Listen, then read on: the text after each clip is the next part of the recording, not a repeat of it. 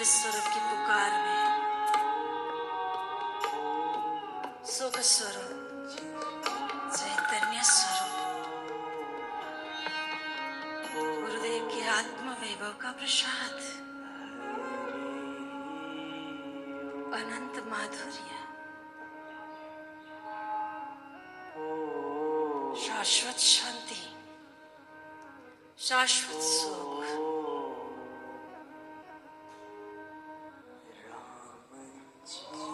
अमावस्या का योग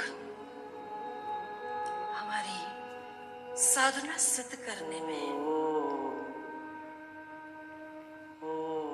अति सहाय रूप बन रहा है। एक क्षण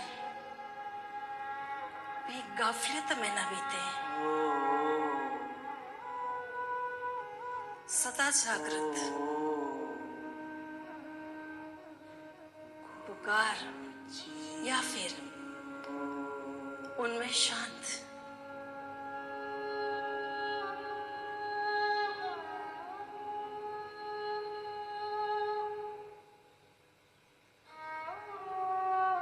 चेटीचंद ध्यान योग शिविर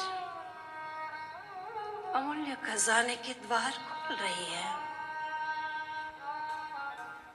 सहस्त्र वर्ष साधना तपस्या करने के बाद जो अनुभूति होती थी, वे आज गुरुदेव के श्री चरणों में चिंतन मात्र से देहभान छोड़कर, मैं मेरा संसार का कोलाहल को भूलकर सम्यक शांति, सम्यक क्रांति, आत्म जागृति, अवयम सत्व संस्कृति, निर्भयता, धर्मयुक्त, शास्त्र युक्त, प्रीति, अटल विश्वास, भरोसा गुरु चरणों में, गुरु वचनों पर, गुरुदेव के सिखाए हुए साधना पर जितना साधक श्रद्धावान, विश्वासु, सजग, उतना ही वो इच्छा वासना से रहित और सद्गुरु प्रीति का पात्र बन जाता है। हमारे शास्त्रों ने वर्णन किया है सद्गुरु चरणों में कैसी प्रीति होनी चाहिए। बस चाहिए तो है सद्गुरुदेव, आपके ही श्री चरणों का सानिध्य चाहिए, आपका ही ज्ञान चाहिए और आपसे ही हमें जीवन का सार तत्व समझना है। अन्य किसी के द्वार जाकर नहीं, अन्य किसी की शरण से नहीं, मात्र और मात्र आपके ही द्वार से, आपके ही श्री चरणों से। ऐसी प्रीति दे दीजिए है गुरुदेव, अनन्य भक्ति दीजिए, दृढ़ विश्वास दीजिए। ब्रजवासियों का विश्वास था भगवान श्री कृष्ण का एक वचन पर। जब भगवान कृष्ण ब्रज से मथुरा जा रहे थे, तब सारे ब्रजवासी बेहवल थे, विवश थे, कैसे जिएंगे, कृष्ण को देखे बिना कैसे शरीर में प्राण को टिकाएंगे। तब भगवान श्री कृष्ण ने एक वचन दिया था, कहा था सारे ब्रजवासियों को, मैं परसों आ जाऊंगा। और इन्हीं एक वचन पर विश्वास करके ब्रजवासियों ने कृष्ण से निभाया था। जब कभी यशोदा जी नंद बाबा से कहती थी, कृष्ण को देखे बिना इस शरीर में प्राण टिकाना अति मुश्किल है। तब नंद बाबा कहते थे, तुम्हें याद नहीं क्या, कृष्ण ने जाते जाते कहा था मैं बरसों आ जाऊंगा। अगर कृष्ण आएंगे और मांगेंगे मक्खन और पूछेंगे कहाँ है मैया, तब कृष्ण को कितना दुख होगा। ऐसे ही आज साधकों का भी अपने सद्गुरु वचनों पर विश्वास, अटल भरोसा,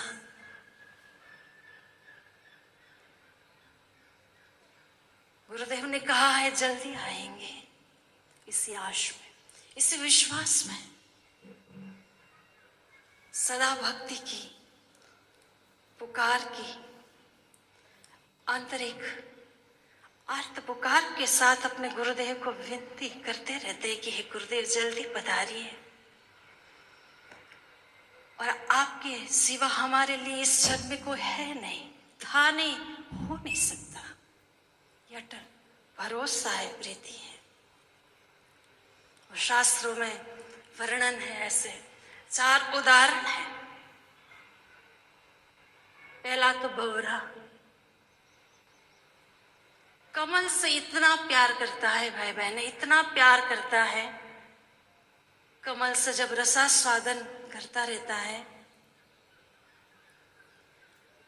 उसी रसास्वादन में सांझ हो जाती, संध्या हो जाती है।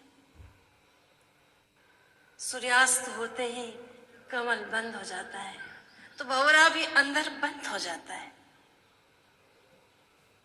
भंवरे के भीतर वो ताकत है, शक्ति है कि उस कमल को चीर करके बाहर आ सके। लेकिन प्रीति है कमल से, ठोस लकड़े में भले छेद कर लेंगे पर कमल को नहीं काटेंगे, नहीं छेद करेंगे, अपने प्राणों को छोड़ देंगे, घुट घुट करके मर जाएगा, लेकिन कमल को चीरकर बाहर नहीं आएंगे। ये प्रेम का सबसे प्रथम उदाहरण शास्त्र ने दिया है। आज कली काल में गुरुदेव ने हम सबको अपने ज्ञान के वचनों से, तपस्या से सिंचा है, सिंचन किया है, और आज भी हम अपने आंचल में, अपनी गोदी में बिठा करके भक्ति के मार्ग पर पुष्ट कर रहे हैं। ऐसे में हमारा भी प्रार्थना आर्त यही रहेगा कि चाहे गुरुदेव कैसी भी परिस्थिति आ जाए, लेकिन हमारा विश्वास कभी टिके नहीं।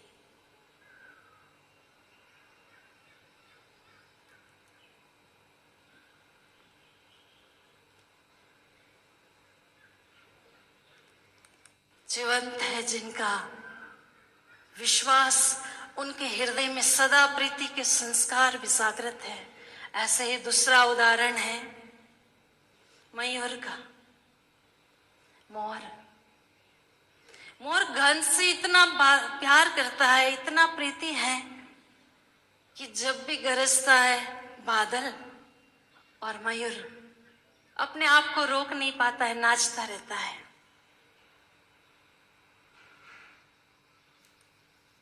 चाहे कितने भी बरसात बरस ले, चाहे कितनी बिजली चमक ले, लेकिन मयूर रुकेगा नहीं, बस नाचता रहेगा, नाचता रहेगा।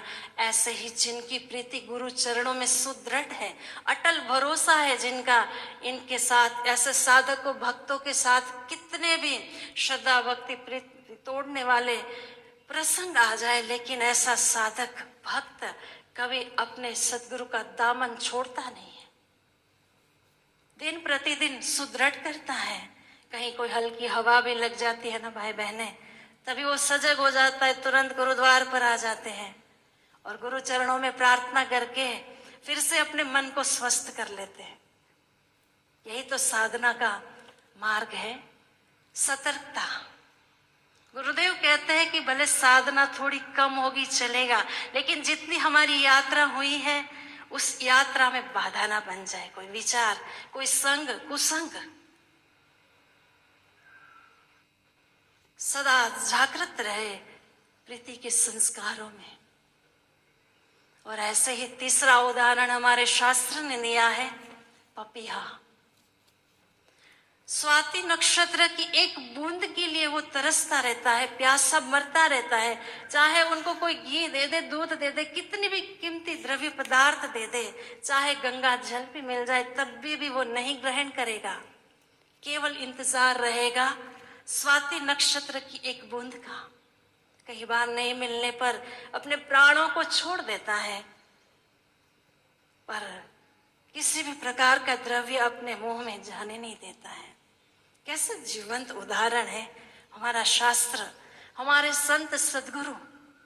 कहीं मेरा रास्ते पे चलने वाला भक्त अटक ना जाए, कहीं भटक ना जाए, इसके लिए बार बार अपना सानिध्य देकर, अपना स्मरण देकर यात्रा सुगमता से कराते रहते हैं।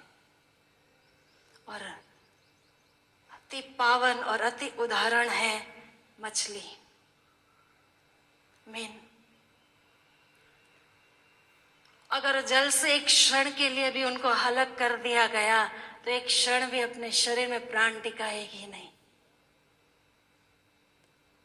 जल के बिना मछली नहीं जिएगी। चाहिए तो बस जल चाहिए और कुछ नहीं चाहिए।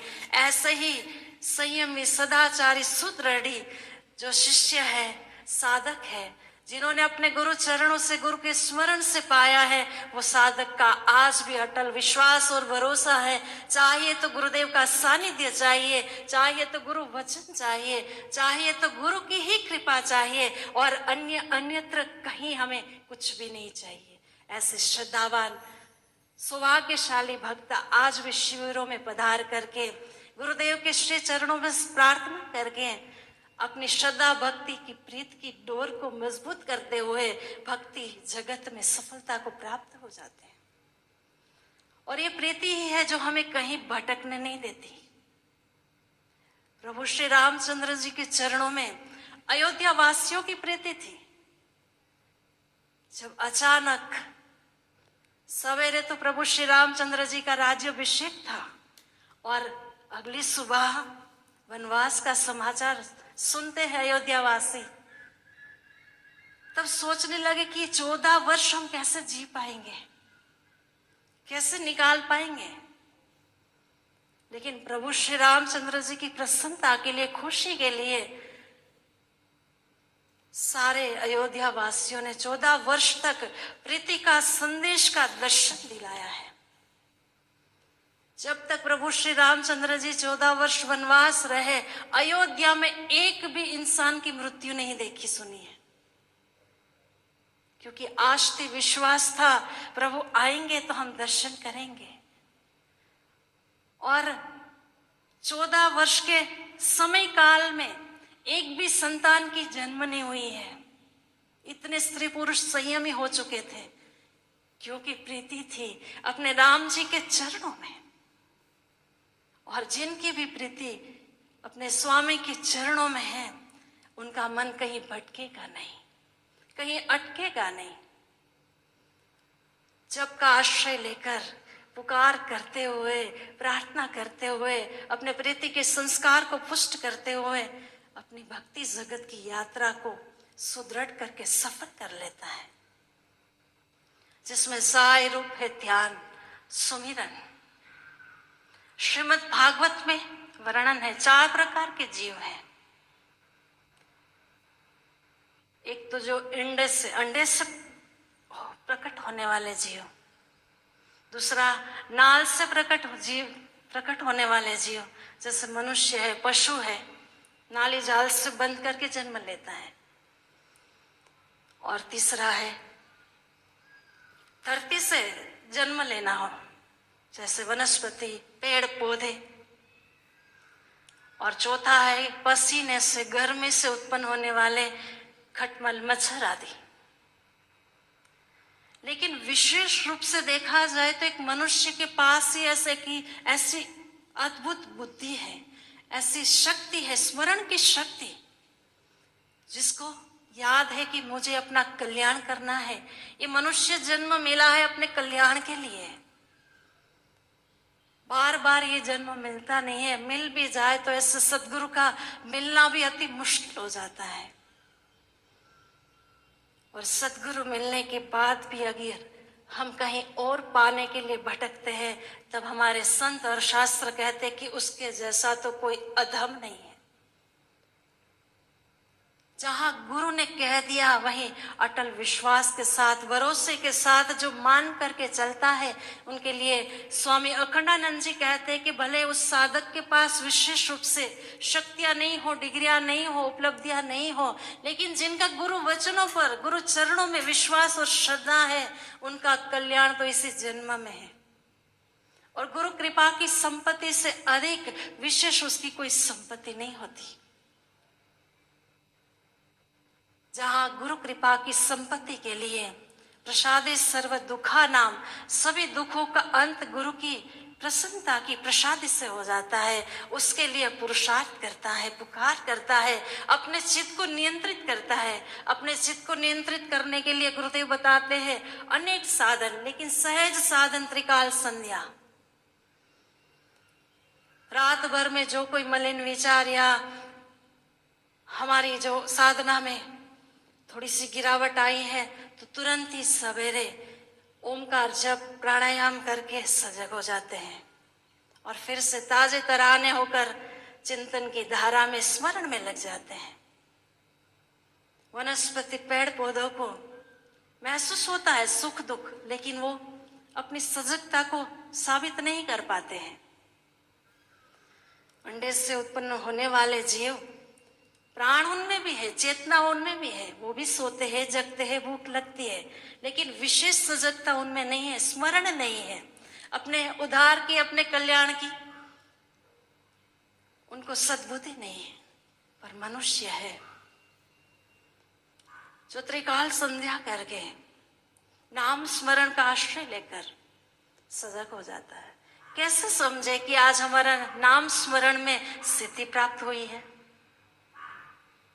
कई बार प्रश्न होता है साधकों का कि हम खूब नाम जप करते अनुष्ठान पे अनुष्ठान करते, कैसे समझे कि हमारा नाम सिद्ध हो गया? तो गुरुदेव कहते हैं कि जैसे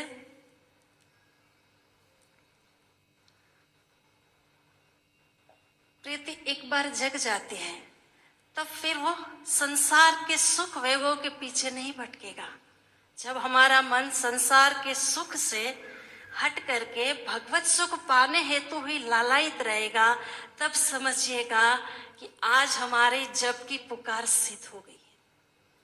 सांसारिक कार्य जरूर करेंगे, जो कर्तव्य है व्यवहार में है करते रहे, लेकिन आंतरिक रूप से हमारा अनुराग नहीं रहेगा। जैसे नरसिंह मेहता थे, व्यवहार में थे, सभी कार्य करते थे, लेकिन उनका मन सदा नाम जप में इतना तन्मय रहता था कि 52 बार भगवान ने साकार दर्शन दिए हैं नाम की पुकार से। कोई इंद्र आदि का सुख दे दे, इंद्र पद देने की प्रलोभन दे दे, ब्रह्मा जी का सुख देने का कोई प्रलोभन दे दे, तब भी जब हमारा चित्त कहे कि कोई दरकार नहीं है, नहीं चाहिए, चाहिए तो हमें बस इन चरणों की प्रीति चाहिए, ये जब हमारा आंतरिक अनुराग बन जाए, तब समझिए कि हमारा जप सही चल रहा है। और यही जप की सिद्धि है, आंतरिक वैराग्य, विषयों से वैराग्य, इच्छा वासनाओं से पर नियंत्रण। तो सहाय रूप नाम जप, संध्या वंदन, मध्याह्न कालीन संध्या की बेला है, पावन योग चल रहा है, सूर्योदय से प्रारंभ हुआ है, सोमवती अमावस्या का योग, मध्य रात्रि तक इस योग का हम पूर्ण रूप से लाभ लेते हुए, सजग होकर कमर सीधी करते हुए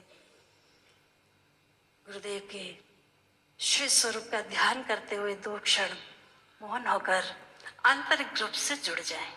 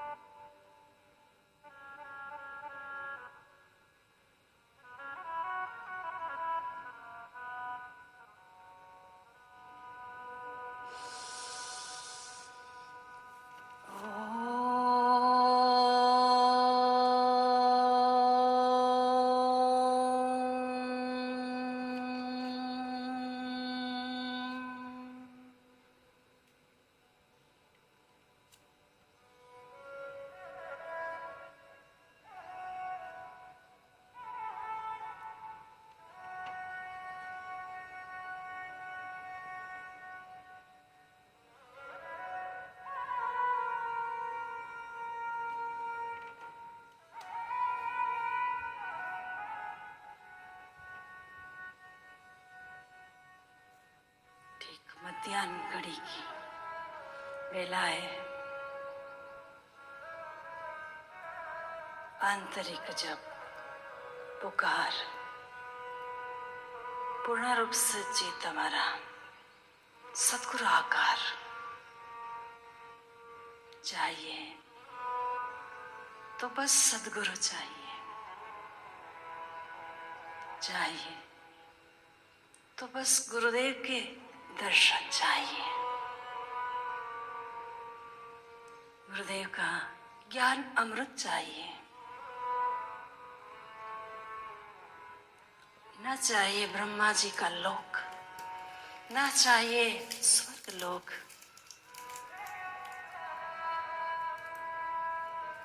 बस चाहिए तो तू चाहिए।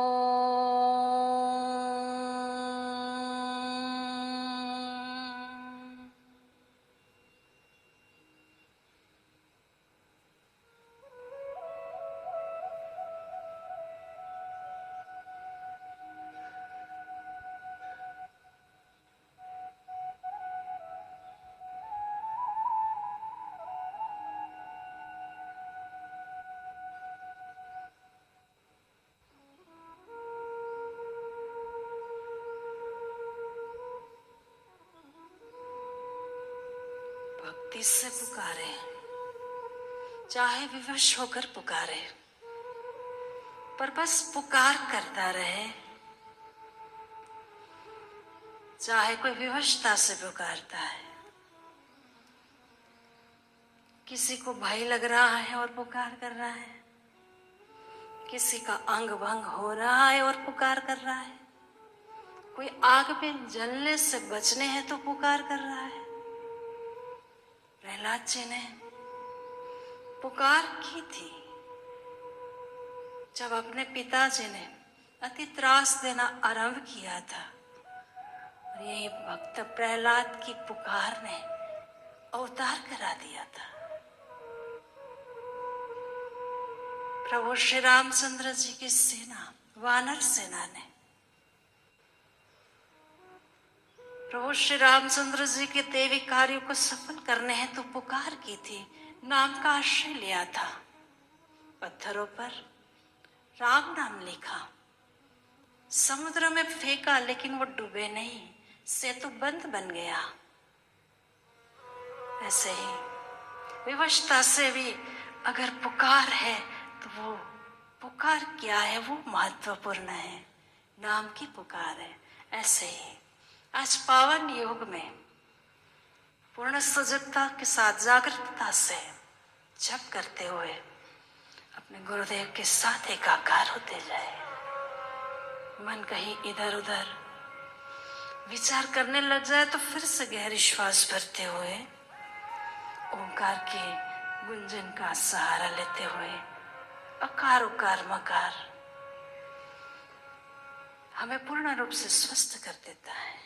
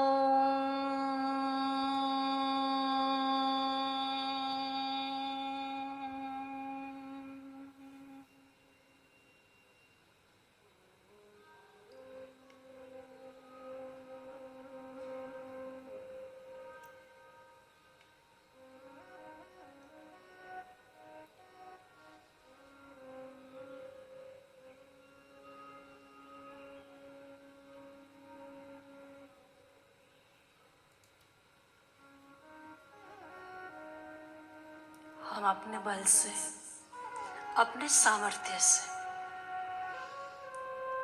आध्यात्मिक मार्ग में सफलता या प्रशस्ता प्राप्त नहीं कर सकते हैं, लेकिन पहले इच्छा है, वही इच्छा संकल्प बन जाती है। और संकल्प ऐसा वैसा नहीं, सुदृढ़ संकल्प। न धन चाहिए, न पद चाहिए, न प्रतिष्ठा चाहिए, बस केवल आंतरिक खजाना चाहिए, आंतरिक सुख चाहिए, शाश्वत सुख चाहिए, दृढ़ संकल्प। जब सुदृढ़ संकल्प होगा तो उद्देश्य भी अपने आप बन ही जाएगा।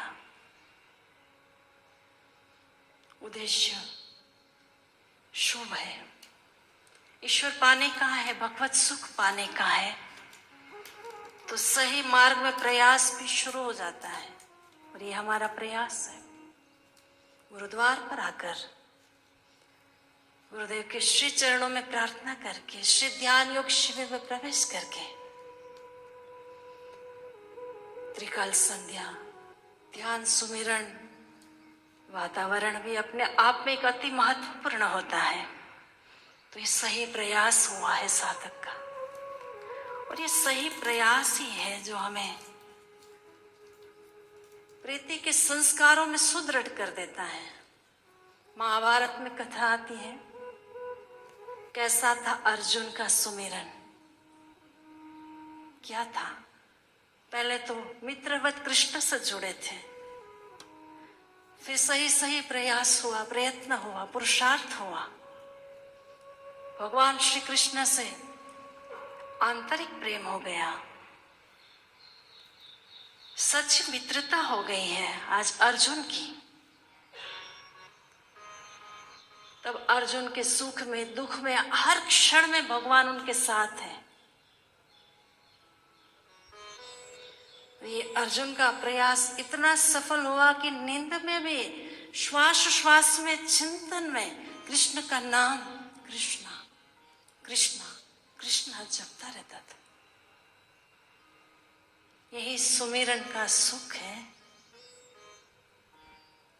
और इसी के लिए साधक भी प्रार्थना करता है कि गुरुदेव, हर पल, हर क्षण हम आपका सुमिरन करते रहे, आपके चिंतन में ही, श्वास श्वास में, श्वास की एक सरगम में हर क्षण आपका ही नाम सुमिरन करते रहे। न जाने कितने जन्म पे जन्म लिए होंगे, और अब हार थक करके ही गुरुदेव हम आपकी शरण आए हैं, आपके द्वार आए हैं। और आपके द्वार से अब हम खाली नहीं जाएंगे। अब दर्शन बिना हम अपना जीवन व्यर्थ नहीं करेंगे। ये हमारा दृढ़ संकल्प है और सही पुरुषार्थ है। शांत बैठना, आंतरिक रूप से प्रार्थना करना, सच्चे हृदय से अपने श्री सद्गुरु चरणों में निवेदन करते हुए प्रार्थना करते जाएं।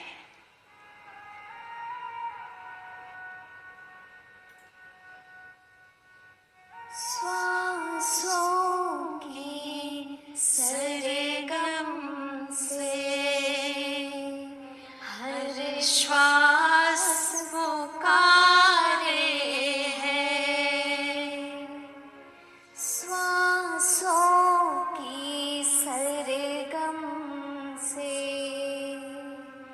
हर श्वास पुकारे है। श्वासों की सरगम में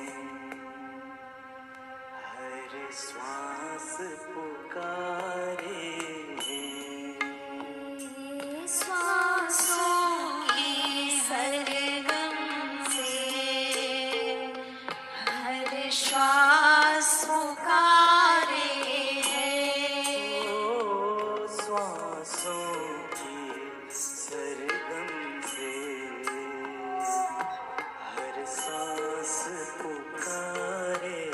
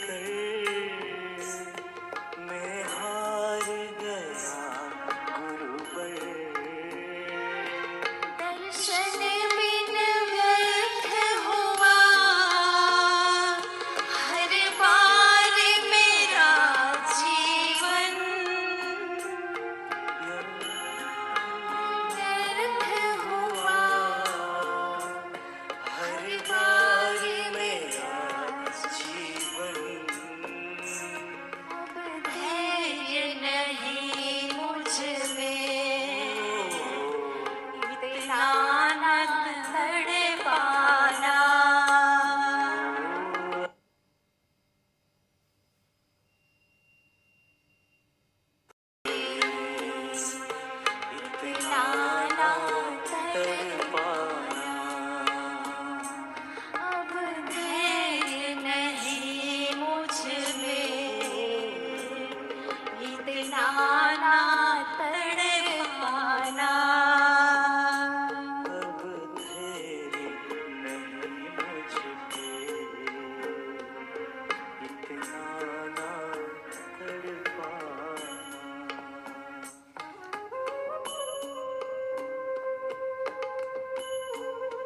कई साधकों ने अन्न छोड़ दिया, कईयों ने अपनी प्रिय वस्तुएं छोड़ दी। बस इसी पुकार के साथ बस आप आ जाइए गुरुदेव। न जाने कितने कितने जन्मों में भटके हैं, अब नहीं भटकना है गुरुदेव, और अब न तड़पाइए। आपके बिना न हमारा कहीं ठिकाना है न आश्रय है। बस अब तो गुरुदेव कर दो दया ये दास पर कि बस डूब जाओ, मैं ना रहूं।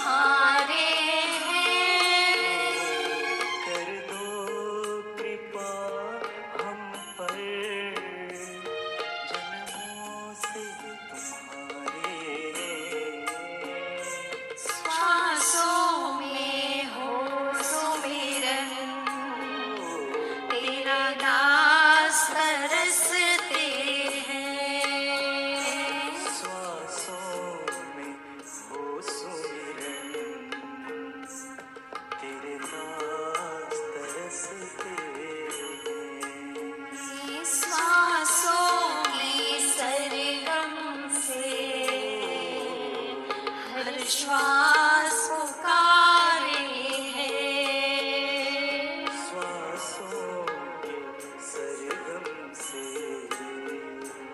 हर सांस पुकारे।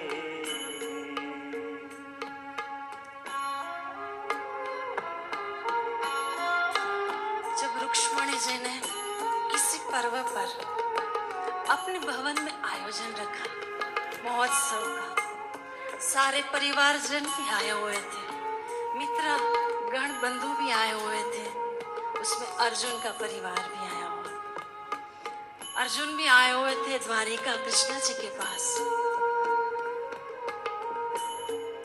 उत्सव की थोड़ी देरी थी, अर्जुन सोया है पर चित्त नहीं सोया है। शरीर आराम कर रहा है पर चित्त भगवान के साथ तदाकार है।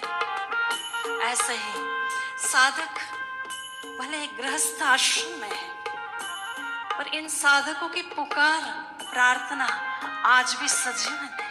और एक प्रार्थना की पुकार है कि जैसे जल में तरंग है, भिन्न नहीं है जल से, लेकिन अज्ञानता वश मान लेती है कि मैं तरंग हूं।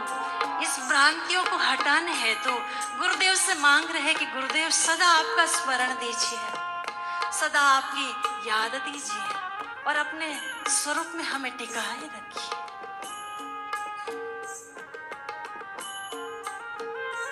जैसे जल में तरंग तो है पर भान नहीं इसको, जैसे जल में तरंग तो है पर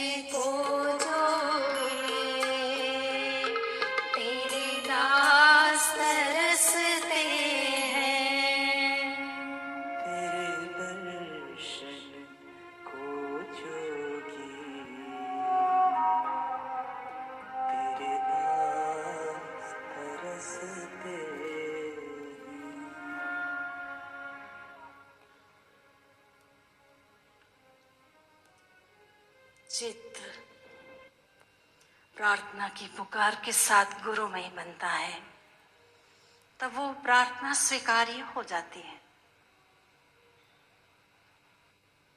अर्जुन सोया है, चित्त नहीं सोया है, चिंतन में लगा हुआ है कृष्णा कृष्णा कृष्णा, श्वास श्वास में नाम। भगवान श्री कृष्ण महोत्सव के हेतु मैदान में आते देखते अर्जुन नहीं दिखता। जहां अधिक चिंतन होता है उनकी याद भी स्वतः आ जाती। भगवान सामने से अर्जुन को याद कर रहे थे, अर्जुन नहीं दिख रहा है। अर्जुन को बुलाने हैं तो भगवान स्वयं अर्जुन के कक्ष में जाकर देखते हैं। मित्र भाव से गए थे अटकेलियां खेलते हुए, जाकर देखा तो अर्जुन सोया है। और थोड़ा और निकट गए तो मेरे नाम की ध्वनि सुनाई दे रही है श्वास श्वास में, कृष्णा कृष्णा कृष्णा। भगवान भी उनको सुनते सुनते भूले गए कि मुझे महोत्सव में जाना है। ये भक्त का चिंतन है कि स्वामी अपने आप सारे कार्य भुला करके भक्त के अधीन बन जाते हैं। उस समय अर्जुन तो बड़ा चिंतन के साथ जुड़ा हुआ है, भगवान अर्जुन का चिंतन कर रहे हैं। काफी समय व्यतीत हुआ, रुक्ष्मणी जी ने सोचा अभी तक भगवान नहीं आए हैं। जाकर नारद जी से कहा देखो भगवान को बुला लाओ। अब नारद जी अपने वीणा बजाते बजाते अर्जुन के कक्ष की ओर जा रहे थे और नारायण नारायण नाम की ध्वनि कर रहे थे। तब भगवान सजग होकर कहते हैं नारद धीरे धीरे। कुछ यहाँ विशेष प्रसंग है, सुनो ध्यान से। जब नारद जी अर्जुन के निकट आए तो कृष्णा कृष्णा श्वास श्वास में नाम की ध्वनि सुनाई दे रही थी। नारद जी भी भूल गए कि मैं बुलाने आया हूं, रुक्ष्मणी जी ने भेजा है मुझे। वो अपनी वीणा निकाल कर वीणा की तार छेड़कर ताल देते हुए उसी स्वर के साथ तन्मय बन गए थे। काफी समय व्यतीत हो गया और जब हमारा मन चिंतन में लग जाता है तब समय का कोई ख्याल नहीं रहता और शरीर में कोई थकावट का अंश मात्र भी नहीं दिखता है। ऐसे ही आज नारद जी कृष्ण नाम की ध्वनि के साथ अपनी वीणा को छेड़ते हुए तालों की जलंकृत स्वर के साथ एक तान हुए थे। यहाँ रुक्ष्मणी जी फिर चिंतित, भगवान बुलाने गए वो भी नहीं आए, नारद जी गए वो भी नहीं आए। तब सत्यभामा से कहने लगी कि जाओ आप जाकर देखो क्या बात है। जो भी जाता है रुक जाता है। जब सत्यभामा जाती है देखती है तो नारद जी की वीणा की जलंकृत तार के साथ भगवान कृष्ण ध्यान मग्न है और अर्जुन की हर एक श्वास श्वास में नाम सुमिरन है। तब सत्यभामा भी अपने मधुर स्वर से भगवान का गुणगान गाने लगी और जैसे ही सत्यभामा ने अपने मधुर स्वर से कृष्ण नाम की ध्वनि से स्वर उच्चारना शुरू किया और भगवान श्री कृष्ण ने भी देह भान भूल करके उस वीणा की जलंकृत तारों के साथ सत्यभामा की स्वर की पुकारों के साथ और अर्जुन के चिंतन के साथ नाचने लगे। और यही भक्तों के लिए परम सौभाग्य की घड़ियां होती हैं कि जब स्वामी को हम सुख दे पाए, स्वामी को अपने स्वस्वरूप में मस्त कर पाए। यही तो साधक की परम सौभाग्य की घड़ियां हैं। ऐसे ही घड़ियां आज साधकों की श्रद्धा भक्ति विश्वास ने भी माहौल को बड़ा आनंद के साथ पावन किया है। इस पावन घड़ियों में हम भी थोड़ी क्षणों के लिए हमारे प्यारे सदगुरुदेव के उत्तम स्वास्थ्य के लिए श्री महामृत्युंजय मंत्र जप करते हुए दीर्घ काल तक हमारे गुरुदेव चिरंजीवी रहे। जैसे नारद जी चिरंजीवी थे, वेद व्यास मुनि चिरंजीवी थे, ऐसे ही हमारे प्यारे सदगुरुदेव सदा सदा चिरंजीवी रहे। जैसे गंगा जल अनादि काल से है, जब प्रभु श्री रामचंद्र जी आए तभी गंगा जी में स्नान किए हैं, अनादि काल से चली आ रही है। ऐसे ही हमारे गुरुदेव के श्री वचनों की ज्ञान गंगा में हर एक मनुष्य पावन होता रहे, यही शुभकामना करते हुए श्री महामृत्युंजय मंत्र का जप करें।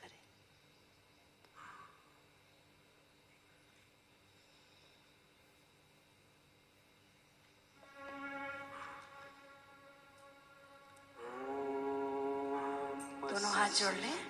महामृत्युंजय मंत्रस्य ओम श्री महामृत्युंजय मंत्रस्य वसिष्ठ ऋषिः वसिष्ठ ऋषिः अनुष्टुप् छन्दः अनुष्टुप् छन्दः श्री महामृत्युंजय रुद्रदेवता श्री महामृत्युंजय रुद्रो देवता ओम बीजं जुम शक्तिः जुम शक्तिः सह कीलकम् श्री आशाराम जी सद्गुरुदेवस्य श्री आशाराम जी सद्गुरुदेवस्य आयु आरोग्य यशः कीर्ति पुष्टि वृद्ध्यर्थे जपे विनियोगः ओम होम जुम सः ओम भूर्भुवस्वः ओम त्र्यंबकं यजामहे सुगंधिं पुष्टिवर्धनम् उर्वारुकमिव बन्धना मृत्युर्मुक्षीयमामृता ॐ स्वः भुवः ॐ सः झुं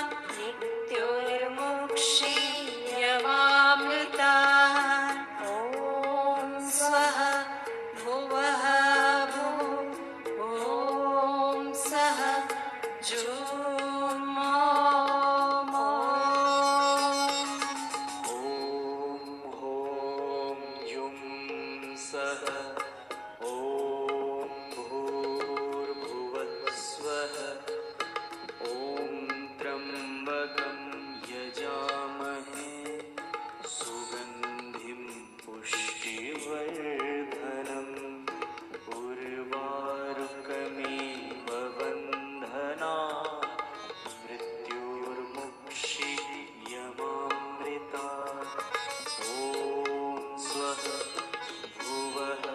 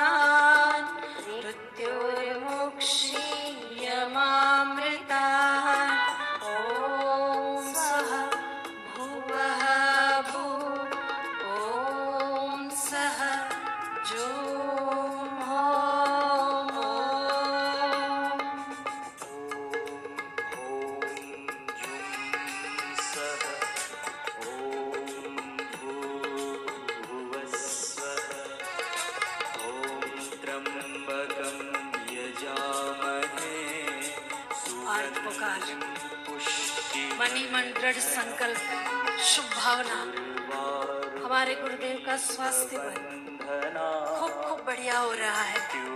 हमारे गुरुदेव पूर्ण रूप से स्वस्थ हो गए हैं और पूर्ण स्वास्थ्य के साथ, मान सम्मान के साथ अति शीघ्र हमारे बीच पधार रहे हैं। ऐसे दृढ़ संकल्प करते हुए सोमवती अमावस्या के महायोग में श्री महामृत्युंजय मंत्र, जिसमें 33 शब्द है, 33 देवता है,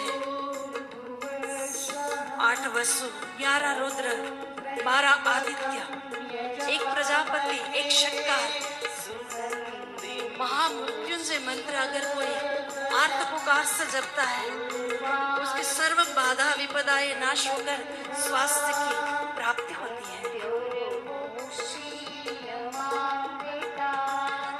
ओम स्वः भुवः भुवः, ओम सः जुम ओम।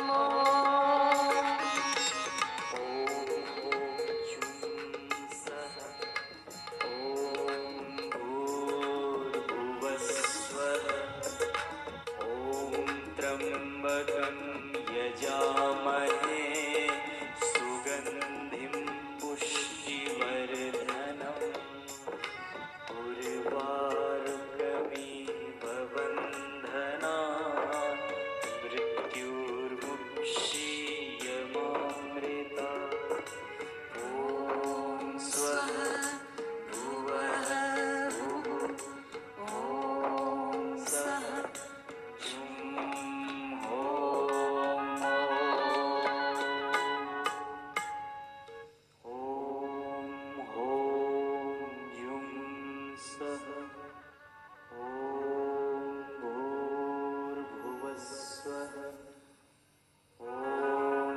त्र्यम्बकं यजामहे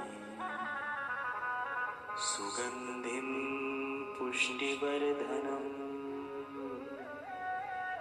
उर्वारुकमिव बन्धनात् मृत्युर्मुक्षीयमामृतात्।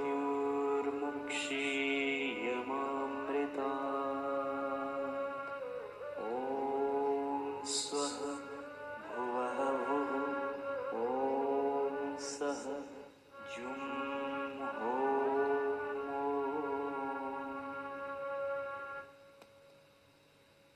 मन ही मन किए हुए जप, संकल्प, प्रार्थना हमारे सद्गुरुदेव के स्वास्थ्य बल को सदा सदा के लिए पूर्ण रूप से स्वस्थ रखे। हमारे गुरुदेव सदा स्वस्थ रहे, स्वस्थ रहे, स्वस्थ रहे। हम सब ने मिलकर सोमवती अमावस्या के महा पावन योग में श्री महामृत्युंजय मंत्र का जप किया है। जैसे जप का अर्थ है, हम त्रिनेत्र को पूजते हैं जो सुगंधित है, हमारा पोषण करते हैं। जैसे फल शाखा से खिलता है तब बंधन से मुक्त होता है, ऐसे ही हमारी विपदाएं तत्क्षण नष्ट हो, नश्वरता से हम मुक्त होकर शाश्वतता में प्रवेश पाए और हमारे गुरुदेव पूर्ण स्वस्थ है, स्वस्थ है, स्वस्थ है, ऐसा दृढ़ संकल्प करते जाए मन ही मन। हम सभी भक्त सत्संगी संकल्प करते हैं कि हे गुरुदेव, जैसे पंच विभूतियां हैं जो विनाश से रहित है, ऐसे ही आप भी विनाश से रहित हो, सदा चिरायु हो, दीर्घायु हो। जैसे नारद जी चिरंजीवी है, ऐसे ही हमारे गुरुदेव, हमारे पूज्य बापूजी, आप भी चिरंजीवी हो। जैसे हनुमान जी चिरंजीवी हैं, ऐसे ही गुरुदेव आप भी चिरंजीवी हो। जैसे वेद व्यास जी चिरंजीवी हैं, ऐसे ही आप भी चिरंजीवी हो। जैसे कालभूषण जी चिरंजीवी हैं, ऐसे आप भी चिरंजीवी हो। जैसे मार्कंडेय ऋषि चिरंजीवी हैं, ऐसे आप भी चिरंजीवी हो, चिरंजीवी हो। अश्वस्थामावलिर्व्यासो हनूमांश्च विभीषणः कृपः परशुरामश्च सप्तैते चिरञ्जीविनः सप्तैतान् संस्मरिन् नित्यम् मार्कण्डेयं तथाष्टमम् जीवेद्वर्षशतं सोऽपि सर्वव्याधिविवर्जितः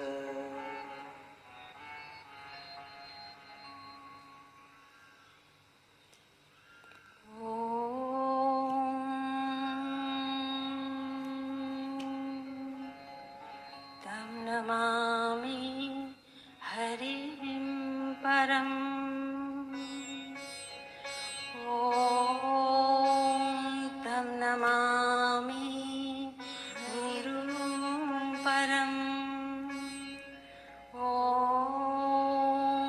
तं नमामि हरिं परम्।